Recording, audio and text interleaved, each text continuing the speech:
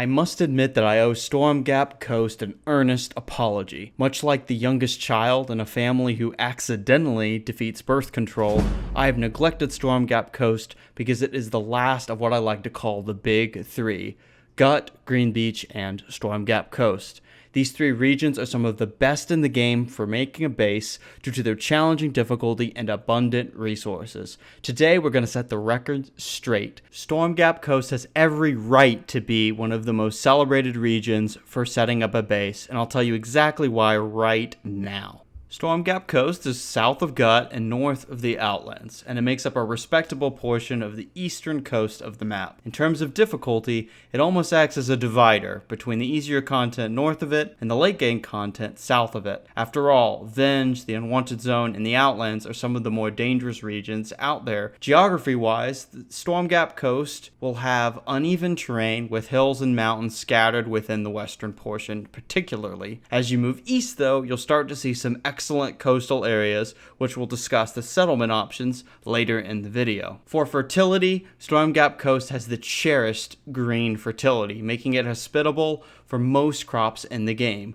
This will mean your food, fabric, biofuel, and crafting needs can be met using the variety of crops that can be grown here. Much like Gut and Green Beach, you can expect to find stone, water, iron, and copper. Among these key resources though, copper will be the hardest to find. The central problem here is that copper is often in mountainous terrain, while the ideal base locations are usually on flat terrain, away from the mountains. As you might assume, given the location, the hostile spawns in Stormgap Coast are challenging. Most of these spawns will be humanoid, but it's possible you'll find beak things and bone dogs here. Bone dogs are spawns that really you should avoid. If you've seen any of my past videos, you know my stance on this. Their attacks will stagger your characters, resulting in taking extra damage, and they're so slow that you can just run away from them easily. If we're real with ourselves though, why hurt a good boy when you don't have to hurt a good boy? Fair point. As for beak things, they are formidable opponents, no doubt, but they're definitely not the biggest problem you're going to encounter out in Stormgap Coast. Unless you're close to Gut, you won't even see any of their nests in Stormgap Coast, and their patrols aren't going to exceed 3 in number. Overall, beak things provide a nice source of hide and food. Plus, given the difficulty of the other spawns here,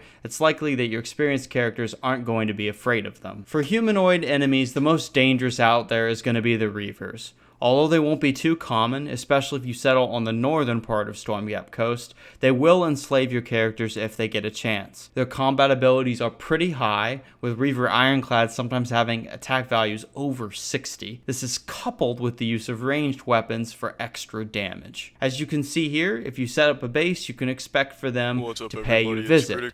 Wait a second, does one of these Reavers have some last words they want to share with us? My gosh, is that Charlie, aka Penguin Zero, aka Critical, aka Big Moist? What happened to him? He's a freaking Reaver. Let's put him out of his misery. I cannot see Charlie like this. Holy crap, he survived. How? Look at those HP bars. Okay, maybe he's just destined to live. I'll heal him up and put him in a cage for now, and we'll see if he recovers later. Moving things along now, the most common hostile spawn in Stormgap Coast will be grass pirates.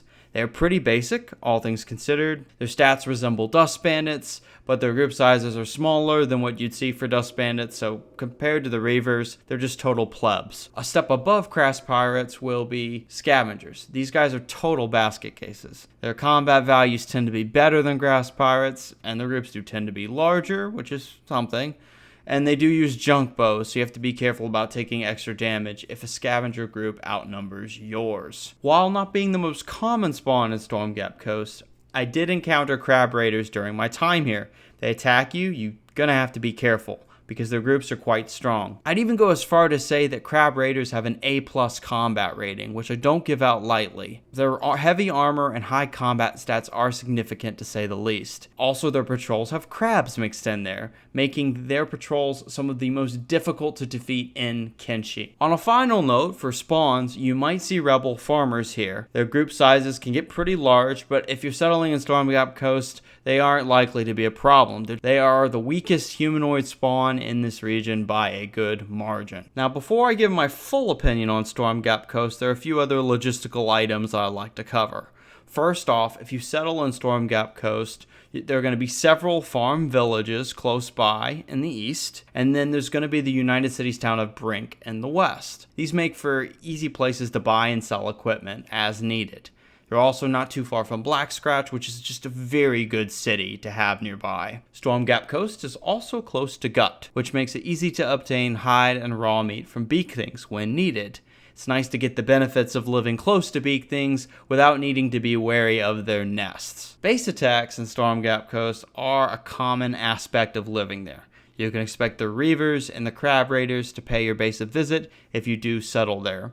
These base attacks, especially those with the Crab Raiders, are quite strong, so I'd recommend having your defenses ready to go as soon as you settle. If you don't have time to set up defenses before the first raid gets there, you can always leave your base as is, resupply, and then return to fight later. Aside from faction raids, the United Cities are likely to send a taxman out to your base at some point. If you're up for the challenge, I say you should imprison and then peel the taxman. That way, you can take on the waves of United Cities raids in addition to the other raids. United Cities assaults will include units with high value armor and weapons, and getting attacked is just a great training opportunity for your squad. If you're struggling to survive at the moment and don't want to make another enemy, there's no shame in paying the taxman since the cost really isn't that high, but I do tend to attack the United Cities in each of my playthroughs, so I'm not going to be paying taxes anytime soon. And now that I think about it, Charlie has probably recovered from his injuries. Let's go check on him. Hey, Critical. What's up? How you holding up in there? Yes, we are doing very well with ourselves out here. Right to business. Well, he certainly has a swagger about him, I will say that. He does have a point. Most of his buddies are not around, and he did survive quite the beatdown out there. Let's see how much he wants. 20,000 cats? A small price to pay for Charlie. Let's go. I can't believe we have the one and only Big Moist on our side now. We're gonna be unstoppable. This is the kind of stuff in Kenshi I live for.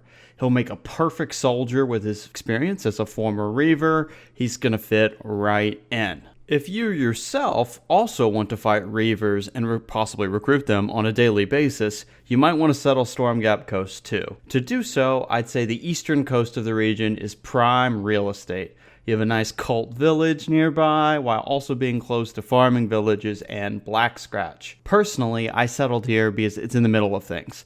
I wanted to make sure I experienced the maximum amount of crazy with both Reaver and Crab Raider attacks. Do keep in mind though that if you travel to the Crab Raider HQ down south in Crabtown, you can prevent attacks from them by allying with them, and that's generally what I would recommend. At that point, if you do ally with the Crab Raiders, you just have to deal with Reavers, who are quite strong but don't have as good harpoon resistance, so your base defenses are going to be more effective against them. As you might have picked up on by now, I love Stormgap Coast. It reminds me of Green Beach, while it has more practical of a location compared to Green Beach. Don't get me wrong though, if you want a more remote base, then Green Beach is the way to go. But Stormgap Coast offers a unique level of difficulty which I do enjoy. If I had to rank Stormgap Coast's difficulty, I would say it's harder than the Bonefields, but it's easier than Fishman Isle. Base attacks in Stormgap are more spaced out compared to Fishman Island's unpredictable, constant assaults. No enemies in this region will eat you either, aside from the beak things, so the stakes are much lower in Stormgap Coast. Reavers may enslave you, but at least they won't try to turn you into dinner. This may go without saying, but don't settle Stormgap Coast if you're early in the game. There are much better options out there for your very first base, and the big three I mentioned earlier are for more experienced squads who are looking to ramp up the difficulty. If you're looking for a place with green fertility that is still a challenge, but not quite as difficult as Stormgap Coast, I'd recommend checking out the Fog Islands. If you've already settled around this area and want something even more difficult, top of the line, then Fishman Isle is the place that I'd recommend for that. As always, thank you for watching, and I'll see you in the next one.